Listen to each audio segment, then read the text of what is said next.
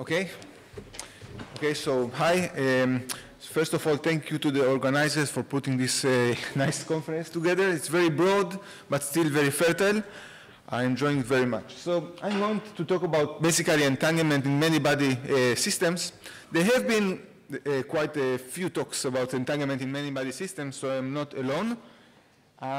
So basically, we can have very interesting phases of matter, and sometimes the only way to understand them is just via entanglement tools. So that's one of the purposes of looking at entanglement, but also we want to extract entanglement from states of matter to compute. And as you'll see, the role of this talk is going to be to emphasize what symmetry is doing when we are discussing entanglement. So, you know, we all know what is entanglement, but just in one slide. So we are talking about many qubits, and the entanglement between some subsystem A and B is obtained by looking at the reduced density matrix in A, obtained by tracing out the rest, and that's the entropy of the subsystem. So the sum over P log P, the probabilities of the reduced density matrix, tells you that measurements in Alice and Bob are entangled. Often it is very difficult to measure in experiment this von Neumann entropy. So one goes to the Renyi entropies, those are some powers of the reduced density matrix. For example, the second power is a purity of a state. And we actually have some nice tools to measure this in experiments. Sometimes you are interested really to say how much entanglement you have. And this is based, this kind of tools to measure the entanglement entropy are based on this kind of identity. So suppose you are interested in the third power of the density matrix, of the reduced density matrix. So you have rho, and a product in the trace. We have no idea how to measure this, but we can rewrite the same thing like this. So we have the density matrices now act on different spaces. So really what we have in the right-hand side of this equality is that you created 3 copies of the same system. You have 3 decoupled copies, and then you apply on the copies, you know, some operator, which goes from 1 to 2, from 2 to 3, and 3 to 1. So that's the shift operator, which acts between the copies. And basically, that's what it says, that if you want to measure the entanglement in experiment, you have to enlarge the Hilbert space and measure the expectation value of operator S, which acts between the copies. So that's a nice way, which was implemented recently. I think this was 2018 or something, in the group of Marcus Greiner. So this kind of cold atom experiments started with cold bosons. Actually, I didn't know about this nice progress with fermions now. So here they looked at the entanglement of some Bose-Hubbard model. As you go from multi-insulator to superfluid, and you see how the entanglement grows.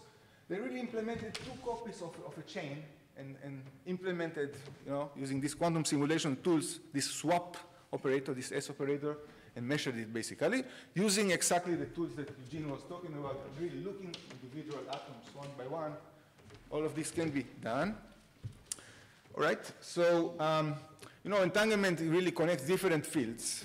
So quantum information, but also like high energy people. The reason that I mentioned in this is what dragged me into the topic. So if you want to calculate an entanglement entropy of some black hole or something, but more generally just even a one-dimensional system, so that's space and time, you would use the same trick. You would actually repeat your space-time to various copies, and then connect the copies, so only via A, like that. So you end up with calculating the partition function on some n-sheeted Riemann surface. And this will be give you the entanglement between 2 regions. And really the question that we asked, it is totally technical. I'm not expecting you to really understand the meaning of this right now. But we said, since this shift operator is cyclic, it goes from copy 1 to 2, 2 to 3, and then back to 1, you can insert like an Aharonov-Bohm flux into it, which seems completely strange. Actually, this was a question asked from me by Yossi Avron, who was here. So he actually suggested me to do this. But actually, this weird thing led to something very physical called symmetry resolved entanglement, which led to a lot of activity. So basically, in this talk, I'm going to talk about, in simple terms, what is symmetry resolved entanglement, what is important for, and then just give you some examples of related maybe to this conference about Mbqc, so measurement-based quantum computation, what the role it plays there, and also about mixed states entanglement. Right. Okay, so the setup that we are going to discuss is just you have some system with a symmetry. When you have a symmetry, you have a conservation law. For example, the total number of particles in this box. So that corresponds to some U1 symmetry. You can have any symmetry that you want, like spin or maybe an Ising symmetry. And the thing is that when we ask the question, what's the entanglement between two parts of the system? So these two parts are sharing this charge. So n is equal to NA plus NB. So when you mean entropy or entanglement? I mean entanglement. So I'm interested in the title of this talk was entanglement entropy. And I'm asking the question whether the entanglement entropy, all its versions, actually whatever you want, there are many, many versions of it, but specifically it's just entanglement entropy, whether it can be split according to this charge quantum number of the subsystem. That's the question that we want to ask. So A and B are in the pure state? yeah. So the setup is this. We have consider a system, general system, some pure state psi, and there is a total charge n, which is shared between the two subsystems. It can be, that's a charge, but it could be other symmetry. So the psi, the wave function is a linear superposition of many states, and different states could have different number of particles in the subsystem A. Those particles coherently hop. So the question is, can we decompose the entanglement, like how much entangled A and B are, like according to the symmetry? You know, when we solve quantum mechanics problems, hydrogen atom, the first thing that we ask is what symmetries we have, and you use this. So actually, it turns out that people did not use symmetry too much to understand the internal structure of entanglement. That's what we want to do. Just let me, because people didn't use it because it's problematic, because there's no superposition of charges. So what is entanglement here? How do you define it? So what do you mean here? Exactly. So I'm posing this question in a way that you will find the problem in it. So if Alice will perform a measurement of NA, it sounds like if I measure NA, then how many particles I have here, so I will destroy the linear combination. I will destroy the entanglement. That's what I'm so what I really mean, so is this question of decomposing entanglement entropy measures in general well posed? Well, it is well posed in this following simple sense.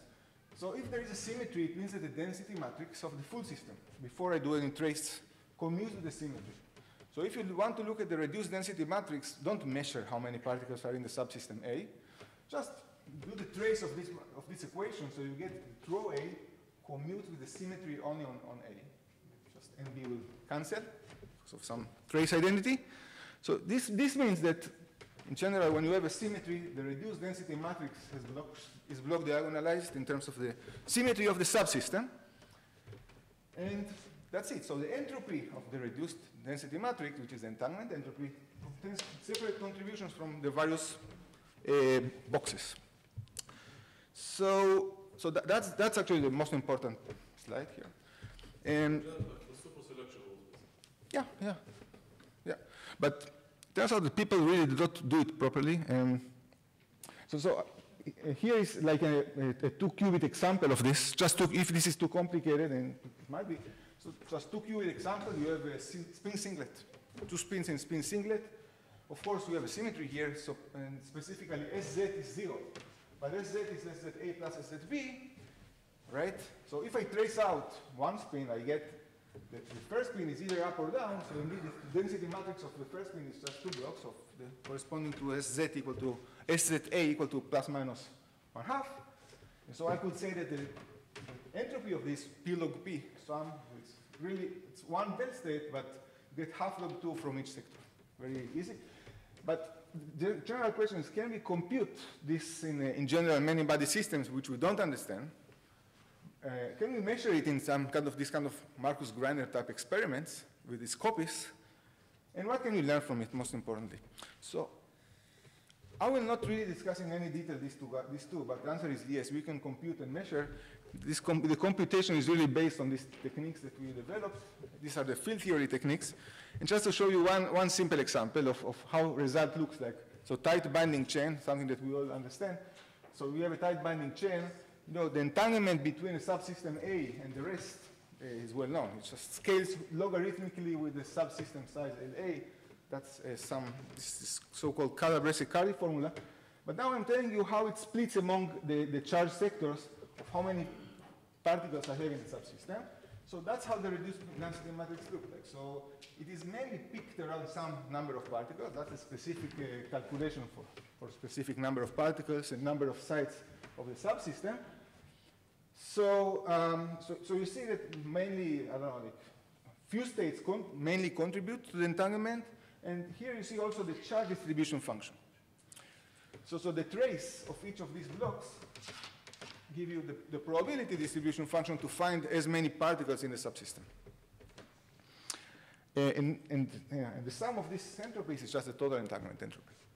So another way to put it, and this was actually measured in some recent experiment, is like this. We can decompose, we can perform the symmetry decomposition of the entanglement in the following equivalent way. It's more nice.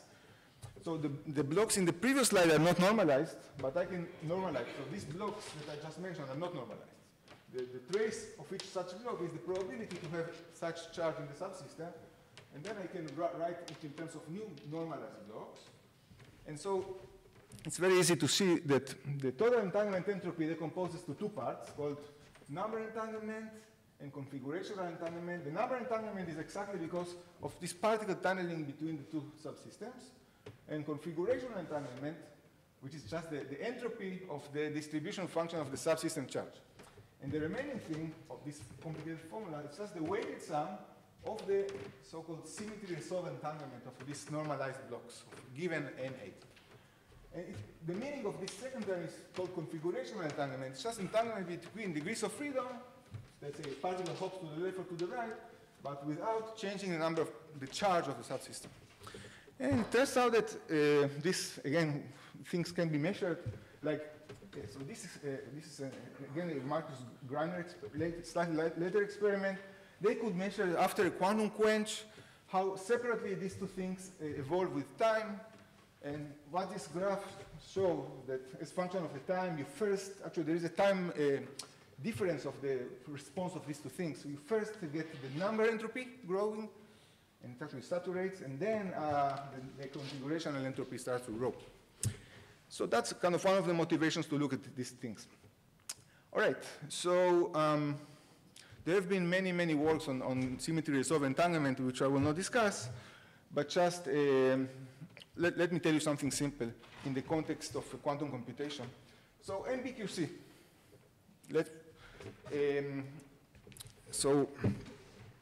it's a big honor for me to meet one of the founders of this method, so Hans Briegel. I know very well Robert Rosendorf. So the tool here is in measurement-based quantum computation, so forget about what I told you now, I'm just give you some intro to Mbqc, in case those of you who don't know what it is. So rather than performing unitary evolution, you evolve by having some input state and then coupling it to some universal state here. That's typically the cluster state. And then you proceed just by measurements. All that you do is just local measurements, local projective measurements. And finally, you read the output here. If the choice of measurements along the way allow you to choose whatever unitary gate you wanted to simulate from the beginning. So this is a general the equivalent method to the circuit model. So basically what we can see here is that the computational power is a property of the state here, specifically the cluster state. So what are the properties, what are the entanglement properties of the cluster state which are responsible for this to work? So everything is known about the cluster state, but I want to make a general statement. This question was answered I'm giving an equivalent answer now. Okay, so to answer this in the simplest way, let's look at 1D. So 1D Mbqc is just go along a line. And the simplest version is just teleportation of some incoming state, some input state via a sequence of measurements to the output. So this is just teleportation, but it doesn't. The order of these controlled Z gates in this case and the measurements does not matter. You can view this as first preparing the state. This is 1D cluster state, and then measuring it. So what are the properties of this cluster state? So it turns out, well, the way that people solve this is using the stabilizer formalism, but it is, for me, convenient to talk of symmetry. So what are the symmetry of this state? So here's the same thing. So it's convenient to talk of what is the, to know what is the symmetry. It's nicer for me to write the Hamiltonian and ask what's the symmetry of, out of which this is the ground state, and look at the Hamiltonian. It's more easy. So you start from this state before you apply any control Z gates, any entanglement gates, and you have this kind of trivial Hamiltonian, just product of X. So that's magnetic field along X direction. Will give you this as ground state, and the cluster state obtained after this is just it's this Hamiltonian, it's a bunch of ZXZ stabilizers. So what's the symmetry of either H cluster or H trivial? So it's not very difficult to see that they have a symmetry. So the product, it's like a parity symmetry, the product of all the X gates along either even sides or the odd sides. That's a symmetry that commutes with either the final Hamiltonian or the original Hamiltonian. So we are in a situation now that we can do the same kind of game that we did before. Before we had a system, we separated it into two, and there was a symmetry, like a charge shared between the two subsystems, A and B. But now also these symmetries, these are Z2 symmetries, but they also apply to the product of something in A and something in B. So now that I have this structure, I can ask, how does the entanglement of the cluster state that we all like, and how does it look like in terms of the symmetry, the composition? So that's the question. And so here is my system. I divide it to A and B. This is how these parity operators act on subsystem A. Just X on the even side or the X on the odd sides. And same as before, the fact that we have a symmetry, now it is this parity, means that the density matrix will have blocks. And that's the only thing that I can say from symmetry. So in this case, we just have 4 blocks because it's like a Z2 times another Z2 symmetry. So what is special about the cluster state is that the 4 blocks that you have are exactly equal. I mean, whatever eigenvalues you have in one, you will have in the other. There is a degeneracy of the eigenvalues between all the symmetry blocks, as opposed to the trivial state that we started with, which is just one block, which is 1, and the other one is 0. So really, this is the property, this equipartition of the symmetry resolution of the entanglement between the symmetry sectors that is really responsible for computation. Actually, this also tells you that there is a minimal amount of entanglement, in this case of log of the number of blocks. So basically, this is how Mbqc works from symmetry point of view. So when you measure a state and then the information goes further, you can understand this by making this bipartition and looking at the entanglement between these two guys. And what this matrix of 4 equal blocks tells you, so in this case we have 4, 1/4, 1/4, 1/4, 1/4, and whatever is living in A and B, what really matters is the symmetry quantum number, so parity, even or odd, and all the possibilities are here. So really we have like a Bell state in the parity space. So when you measure, you are really teleporting quantum information which is encoded in the symmetry space. Mbqc could work works without knowing all this, but I find it a useful way to pose how it works, and also to generalize it. I just put this slide to say that the cluster state is just one specific state, but it's part of a computational phase of matter. So this goes into the topic of symmetry protected topological state. So it turns out it's like So that's a general phase diagram of systems of state which have the symmetry. Here is the cluster state. But there are many other equivalent states like AKLT, equivalent in the sense that we can go from one to the other with local unitary gates which are symmetric. But this is not equivalent to the product state which is here. So something that we have shown here with Daniel Atzes is that this decomposition of the symmetry resolved entanglement is totally general within this phase. So there is an exact degeneracy which is like a topological invariant thing. And it generalizes to 2D. I can discuss with you this more. All right, so this is one example where symmetry resolution tells you something very concrete. I will not go into detail, but we basically, with Daniel and with Emanuele and Robert and Yehuda, implemented these kind of ideas on a 4-qubit quantum computer, looking at the fidelity of this one-dimensional teleportation, that's fidelity, and seeing that it is invariant to perturbations that we, by purpose, apply, as long as they are symmetric perturbations.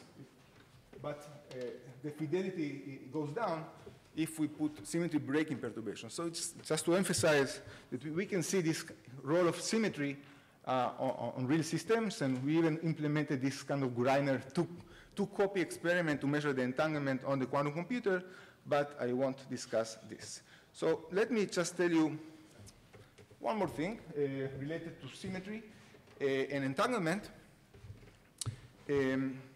So far I discussed with you the entanglement entropy here and the Rényi entropy of various systems and the fact that they can symmetry resolved, but they describe entanglement only of pure states. How about mixed states? In general, also mixed state can have some kind of entanglement, but these are no good measures of them. So I want to give you one quantity which is called the number entanglement, which is a very nice measure of entanglement in mixed states. So if your system has symmetry, you might want to look at it. So it's related to the number entanglement that I mentioned in here, just the charge distribution function between the two subsystems. But we define it in the following way. That's just a definition. So rather than tracing out a subsystem to define the entropy of the subsystem, this does not work for mixed states. We do something else. And this is only possible when you have a symmetry. We just ask what is the entropy change obtained when you attach a measurement device to a subsystem and perform an unselective measurement of the charge in the subsystem. So unselective measurement, I mean that the measured state is obtained by projecting to a given value of the subsystem charge NA, but you sum over it. So basically, you kill all kind of coherences between different values of NA. So in here, it's just, so delta Sm, the number entanglement, is just the entropy change. All right? So that's a definition. Of course, the thing is that there is a relationship between performing a measurement in the subsystem and tracing out when you have a symmetry. That's the thing that I want to say. And here is just a one particle on 2 qubit example. So if you start from 1, 0 plus 0, 1, of course, this is entanglement, like a bell state. And I can see this entanglement by looking how much the entropy changes. This is a pure state, it's a 0 entropy. It corresponds to this density matrix. If I measure it, I basically get 50% left, 50% right. So I kill the off-diagonal element, I get log 2 entropy. So it's not a coincidence. Whenever you have a symmetry, so this part of the entanglement, which is associated with the charge, can be, you don't have to trace out, you can measure the subsystem. So it turns out, this is work we've done with Sunny Uma, we have a paper on this. So it has some very nice properties, this quantity. It turns out to be the relative entropy between the density matrix and the measured density matrix. So this is an important thing, you know. So it has some properties follow from being a relative entropy. So it's non-negative. Let me jump here. What is nice about it? It's non-increasing under LOCC operations. So it's really an entanglement monotone. like other entanglement monotons that you heard about, like negativity. At zero temperature, like for pure states, this quantity reduces just to the number entropy, just the fluctuations of the subsystem charge. And it's general, it doesn't have to be U1 charge, it can be anything that, any symmetry that you want. And I want so you know, you can... So in this example, you have symmetry because of charge, for example, because it's charge. There's a super selection. Yeah, yeah. But then it's not really an operational entanglement. You can't distill this entanglement, right? It's not a real entanglement. I know, so some people call this entanglement indeed inaccessible entanglement, but this is because, so I would say in measurement-based quantum computation, this is exactly, we are using this entanglement. But then there's no super selection. It's also in principle instance. It's not in a mixed state. I know that, but I'm saying this is depending on the framework on which you work. If there are super selection rules, then this is not operational entanglement, yes. But in Mbqc, we are using exactly this entanglement. So, you know, you can compute this quantity. This is just to show that, you know, for a one-dimensional system, as before, that's the entanglement entropy, this logarithmic scaling. And the one that we defined just now is smaller. It's just part of it. And this is at zero temperature. But then if we raise the temperature, it still acts as a, so it's smaller than the total entanglement entropy, this delta SM that we just defined. But at finite temperature now, it still acts like a good measure of entanglement. It's an entanglement monoton. This is how it decreases with temperature. So one can calculate it, and it looks like not so hard to measure it. That's a question of promise. That's a question of promise. And in this case, symmetry is induced because of the super selection, right? What do you mean symmetry is induced? So why do you have symmetry in the mixed state? Why would you have symmetry in the mixed state? I understand induced. Why would? For me, the symmetry, I have like the cold atoms with fixed number of particles. I have a symmetry because I have a fixed number of particles. That's, for me, the simplest thing to think about. I have a mix, so I have finite temperature, but the total number of particles is not fluctuating. Particles are not created from nowhere. That's simple. I guess I don't understand really what you're saying. Because there is super selection, or there's no real entanglement. So I mean, this definition in the mixed state is a bit tricky. So okay, let's discuss this. So I just want to tell you something about one thing about this, which is some interesting property that it has. So how much time do I have? Like 2 minutes? 5 minutes.